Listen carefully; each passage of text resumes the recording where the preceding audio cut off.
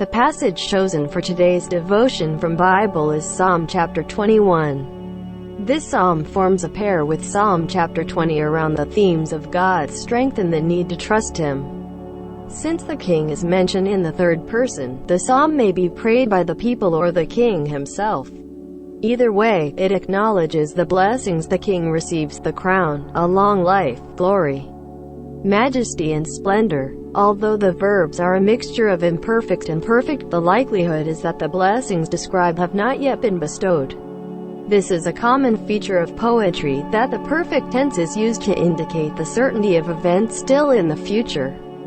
The second part of the psalm focuses on the king's vindication and the punishment of his enemies. It is unclear whether this is accomplished directly by God or by the king as his agent. Ultimately, though, the praise belongs to God for His power. The hinge on which the prayer turns is verse 7, where the king expresses trust in the Lord based on God's unfailing love. In other words, he knows he can rely on God because of the Lord's covenant commitment to him. As we near the end of 1 Samuel, God will indeed resolve the tension of the story.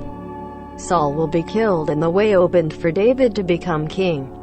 Whether we wait for some resolution in our present-day experiences or look towards that final day when God will put all things right, the point is that we live in trust. Such faith is not based on some vague hope but on the sure foundation that our God committed Himself to us and that He will be faithful.